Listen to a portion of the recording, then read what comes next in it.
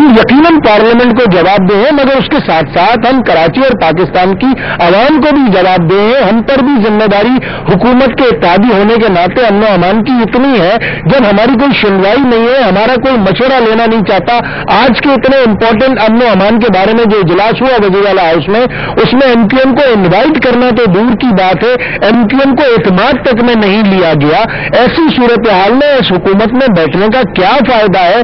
कम अज कम वफाक में ही एमक्यूएम के तमाम अरकान सेनेट और अरकान कौमी असम्बली जो सारे यहाँ इस वक्त 9-0 पर जमा है, राब्ता कमेटी के दफ्तर के आगे जमा है, उनका ये मुतालबा है कि बस ठीक है, हो चुका जितना होना था। अब कम अज कम अगर आप ये चाहते हैं कि पाकिस्तान में जमहूरियत डीरेल ना हो, पाकिस्तान का पॉलिटिकल सिस्टम डीरेल ना हो, तो आप वफाक में कम अज कम अलहदी इख्तियार कर सकते हैं। वफाक में अपोजिशन बेंचेस में जाके बैठे ताकि दुनिया को पता चले कि आप कंट्रोल नहीं कर रहे हैं सिचुएशन को। अच्छा, आप वफाक की बात करते हैं, लेकिन अभी तो सूबे कराची की हम बात कर रहे हैं, अमन की बात कर रहे हैं, तो सिंध असेंबली में आप लोग अपोजिशन में बैठने की बात क्यों नहीं कर रहे? और इसके अलावा वो कौन सा नासिर है हुकूमती जो सरपरस्ती कर रहे हैं? एमकेएम जब कोई बात करती है तो इसके पूरे एविडेंसेस उसके पास होते हैं। क्या कहेंगे कि किसी के नाम आपने दिए हुकूमत को? बड़ी होते हैं रहमान डकैत के साथ मौजूद सिंध में मौजूद अहम आला शख्सियात जिनके पास पोर्टफोलियोज हैं, अगर मीडिया कहेगा तो हम उनकी तस्वीरें भी हमारे पास है कि रहमान डकैत के साथ उनकी तस्वीरें हैं। अगर रहमान डकैत इतना अजीज था, अगर रहमान डकैत इतना इंपॉर्टेंट आदमी था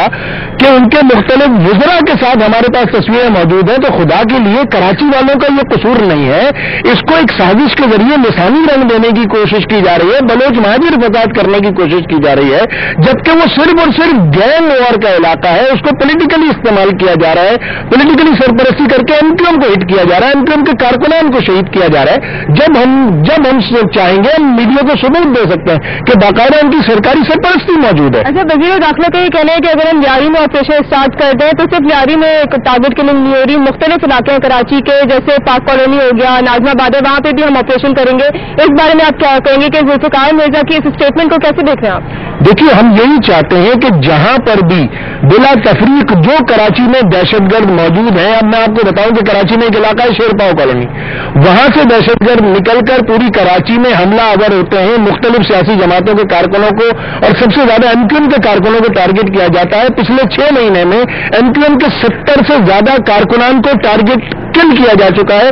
अभी पिछले बीपर में जियो टीवी पर मेरे साथ वजीर दाखिला सिंध मौजूद थे, उन्होंने इस बात को एडमिट किया है कि एमक्यूएम के कारकुनान सबसे ज्यादा टारगेट किल हुए हैं। अगर एमक्यूएम टारगेट किलिंग का हिस्सा होती तो एमक्यूएम के कारकुनान सबसे ज्यादा टारगेट किलिंग का शिकार न होते।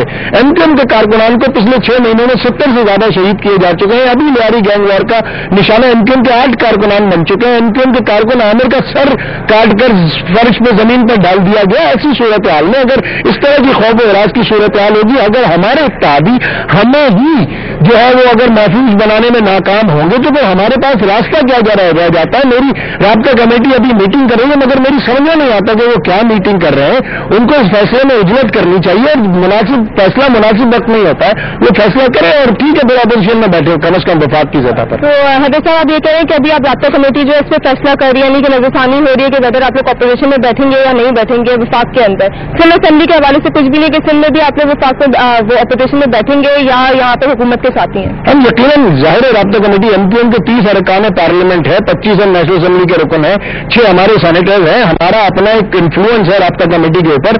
राब्ता कमेटी तमाम फैसले करती है। मैं खुद राब्ता कमेटी का रुकन रह चुका हूं, मगर राब्ता कमेटी को तमाम तर इख्तियार हासिल है। हम एक डिसिप्लिन पार्टी है, हम अपनी राब्ता कमेटी से मुतालबा कर सकते हैं। हमने वो पुरजोर अंदाज में राब्ता कमेटी के साथ मुतालबा किया कि जल्द अज जल्द फैसला करें, क्योंकि कराची के अमन व अमान की सूरत हाल में हमें नहीं लगता कि सिंध हुकूमत को बहुत ज्यादा इंटरेस्टेड है।